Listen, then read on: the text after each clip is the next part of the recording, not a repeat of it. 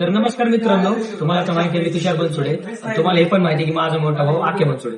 ते गेले 8-15 दिवस आख्या बनसोडेच्या घरात वागणूक एकदम चेंज झालेली आहे. त्याच्यात त्याला पैसा आल्यामुळे त्याने घरच्याला एकदम सोडून दिलेले बघणं. मदरला पण घरी रोज त्रास चालू आहे, रोज फोनला शिव्या चालू आहे. तो म्हणतोय आता त्याचा पैसा भेटलाय तर त्याचं वेगळं झालेलं आहे. त्याने लग्न केले त्याचं वेगळं राहतोय त्याचं तो. मग घरात रोज घरी जाऊन मम्मीला जाऊन शिव्या देतोय. आता विचाराच तुम्ही मम्मीला काय काय चालू आहे. आणि आख्याची मम्मी आहे. आख्याचा इतका त्रास असतो ना घरी येऊन घाणघाण शिव्या देतो, खालच्या दराला जाऊन शिव्या देतो. बुधवार पेठात जाय म्हणतो मला 150 रुपयावर धंदा कर, तू माझी मम्मी नाहीस, तुला मम्मी म्हणायची लाज वाटायली मला, असं बोलतो ते घरामध्ये. तुम्ही त्याला आख्या समजून उगा सगळ्यांनी डोक्यावर घेतलंय, पण त्याचं काहीच नाहीये. घरामध्ये जसा बाहेर जसा वागतो तसं घरामध्ये काहीच वागत नाहीये. ते खूप त्रास आहे त्याचा मला. आणि एक म्हणजे त्याचे पप्पा नाही, त्याचे पप्पा नसल्यामुळे घरामध्ये एवढा त्रास देतो. त्याचं एवढं दुकान आहे, सगळं आहे त्याचं, पण घरामध्ये 1 रुपया नाही देत. बरं तरी ठीक आहे, मला नाही देऊ देते ना, 1 रुपया मला नाही पाहिजे, पण घरामध्ये इतकं खालच्या थराला जाऊन ते बोलतोय मला. आणि एकमेव त्याचा मामा सपोर्ट आहे त्याला, त्याच्या मामाच्या जीवावर तो मला बोलतोय. आणि इथं माझी फ्लॅट आहे, माझं इथं 4 मजली घर आहे, बांधकाम चालू आहे माझं. आणि ते मामाचे फक्त मला 2 लाख रुपये द्यायचे.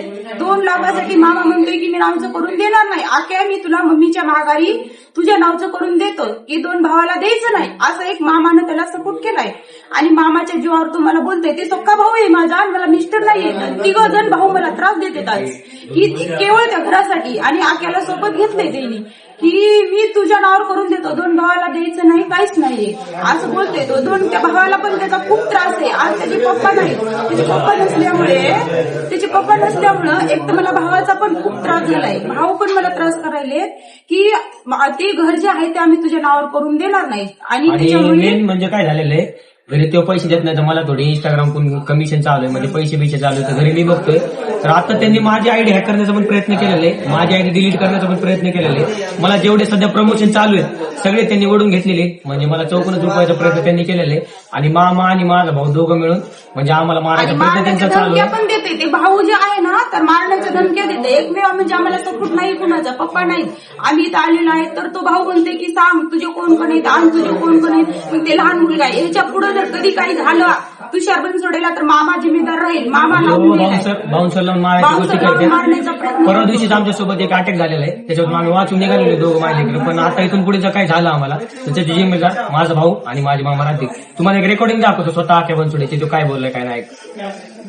माझा काही संबंध नाही. बाप मेला तर माय मेली समजायचंय, त्यानंतर तू माझा लेख नाही, मी तुझी माय नाही.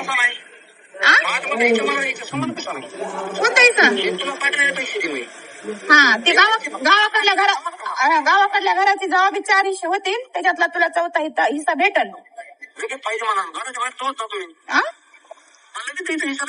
मग जाय तू गावाकडल्या घराला गिरायक लाव. मी तू गावाकडे जाय, घराला गिरायक लाव, 4था हिस्सा तुझा काढून घे.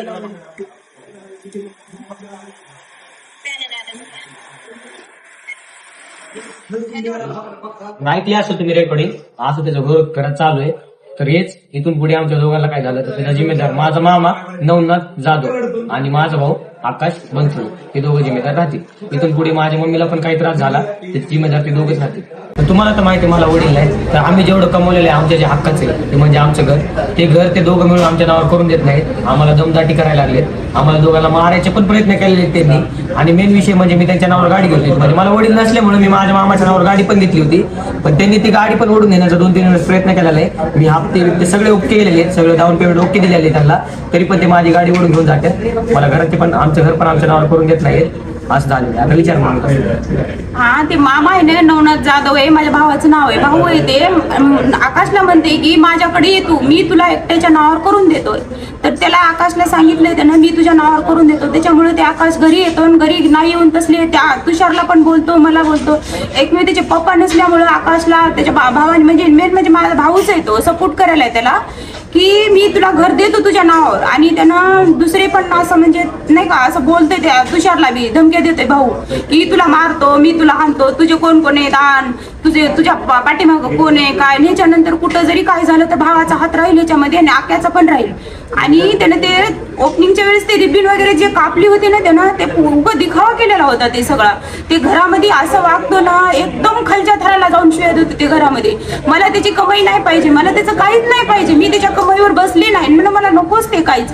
पण तो घरामध्ये जे वागतो ना तो लई म्हणजे खालच्या थराला जाऊन टाकतो. अक्षरशः मी त्याच्यामुळे एक दोन वेळेस आत्महत्या करण्याचं केलं पण तो तरी ते दुसऱ्या कारणाने केलंस, तू ह्याच्यामुळं केलं, तू त्याच्यामुळं केलं. आणि भाऊ म्हणते की तू नाटकं केलीस, तू नाटकं करू लागलीस, तू नाटकं करायलीस. मेन म्हणजे माझ्या नवऱ्याचं इथं घर घेतलेलं आहे, आम्ही घर नावचं करण्यासाठी एवढं सगळं जे भाऊ करायला आहे माझं, हे जे आमच्या घराची घर जे फोडी केली केवळ माझ्या भावाने केली ते म्हणजे नवनाथ जाधव. आणि ते नवनाथ आकाशने मुलगी आणलेली, ते दोघं सोबत येतात आता सध्या. पण त्यांनी आता लग्न केलेलं आहे, त्याचं वेगळं झालेलं आहे. त्या मुलीचं नाव तन्वी कोळेकर आहे. त्या दोघं मिळून त्यांचं राहतात. त्या पूर्ण पण त्याचे कान असे भरलेले आहेत की मम्मीला सोडून राहा, मम्मीला काय देऊ नको. त्याच्यामध्ये नवनाथ जाधवचा हात आहे. नवनाथनी सगळं त्याला ऑलरेडी रूम बघून दिली, सगळा पसारा बिसारा सगळं घेऊन दिले. म्हणजे नवनाथनी आमच्या घराची घरफोडी केलेली आहे की ते म्हणजे भाऊच आहे माझा आणि मला मिस्टर नाही. पण जवळ असं केलं की आकाश जवळचा पैसा बघून, आकाश जवळचा फेम बघून त्याने आकाशला एकदम घेरं घेतलेलं आहे, त्याला जवळ केलेलं आहे आणि आमच्यापासून एकदम तोडून टाकलेलं आहे. तिथून पुढे आमच्या म्हणजे मदरला रोज त्रास चालू आहे. आकाशचा रोज फोन लावून शिव्या देणं, मला शिव्या देणं. काहीतरी मम्मीकडे त्याचे 20,000 रुपये होते, ते काहीतरी कारणाने घेतले होते. ते त्या पैशासाठी त्यांनी अक्षरशः माझी आई बहीण काढली, मम्मीची पण आई बहीण काढली. फार ते मारायला पोरं देखील घेऊन आमच्या घराखाली. हो, ते पैशासाठी तो मला बोलला की तुझ्याच्यानं पैसे देणं होत नाही, तू बुधवार पेठामध्ये जा, 300 रुपयावर धंदा कर आणि ते पैसे माझे दे. हे अख्ख्या असं घरामध्ये भाषा वापरतो आणि त्याच्यामध्ये त्याच्या मामाचा हात आहे. ते सगळं त्याचा मामा त्याला बोलायला होता. आता सुद्धा माझं झालेलं आहे त्या पोरीसोबत. त्या पोरीला त्यांनी लावून दिलं बोलायला आणि ती पोरगी मला आज बोललेली. आणि सध्या इंस्टाग्रामच्या पब्लिकला असं वाटते की तो स्टार झालेला आहे, ते मोठा आहे, सगळ्यांना घेऊन चालतो. असं काहीच नाही. पब्लिक ती फक्त तोंडावरची त्याची मोहमाय आहे. तो आमच्या घरातल्यालाच बरोबर बघत नाही. घरात 1 रुपयाचं त्याचं देणं घेणं नाही. आम्हाला त्याच्या पैशाची अपेक्षा पण नाही, त्याच्या फेमची पण अपेक्षा नाही, पण आम्हाला त्याचा त्रास नकोय. बळच आम्हाला त्रास देतो, त्या पोरीमुळे आम्हाला त्रास देतोय. आम्हाला म्हणतोय त्या पोरीला तुम्हाला कंप्लेंट करायला लावतो, तुमची जिंदगी जाट करतो, तुमचं खाणं पिणं मुश्किल करतो. मला थोडी इंस्टाकडून काय कमिशन चालू झाले तर माझी आयडी हॅक करण्यासाठी, पुढच्या हॅकरला 20,000 ते 25,000 रुपये चालू केलेले. हॅकरसाठी माझी आयडी डिलीट करण्यासाठी ते पैसे चालू आहेत. आणि आता माझ्या आयडीला प्रॉब्लेम पण चालू आहे त्यांच्यामुळे. इथून पुढे माझ्या आयडीला काय झालं तर ह्याचा जिम्मेदार स्वतः आख्या बनसोडे राहील. मित्रांनो, तुम्हाला तर माहिती आहे आम्ही 3 भाऊ होतो, मी, आकाश बनसोडे आणि छोटा माझा साई बनसोडे. तर आता आकाश बनसोडे काय वेगळा झालेला आहे, पण माझा लहान भाऊ जो साई बनसोडे तो रोज शाळेत जातो.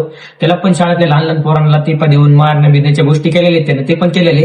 पण आता इथून पुढे मी म्हणतोय किंवा मला किंवा माझ्या छोट्या भावाला किंवा मम्मीला काय जरी त्रास झाला तर त्याचा जिम्मेदार आखे बनसोडे राहील आणि त्याचा मामा एक राहील. आणि मुद्द्याची गोष्ट म्हणजे त्याने एवढं मोठं दुकान केलं आहे. त्या दुकानामध्ये मला एवढे दिवस त्यानं फक्त नोकर म्हणून ठेवलं. माझ्या कोणी 1 ना 1 रुपयाचा हिशोब मागितला त्याने, त्याच्यामुळे मी दुकानावर जाणं बंद केलेलं आहे.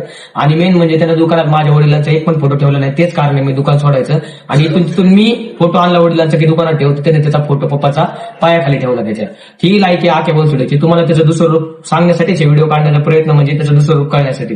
कारण की तो पब्लिकला असं वाटतं की आखे बनसोडे फेमस झाला, गरिबीतून वर गेलाय. मान्य आहे तो गरिबीतून वर गेलाय, पण त्यांनी एकदम सोडून दिलेले आम्हाला, एकदम वाऱ्यावर सोडून दिलेले. मला पण काहीतरी इन्कम चालू होतं, माझे पण आता आयडी मागं डिलीट करण्या मागत लागलेला आहे.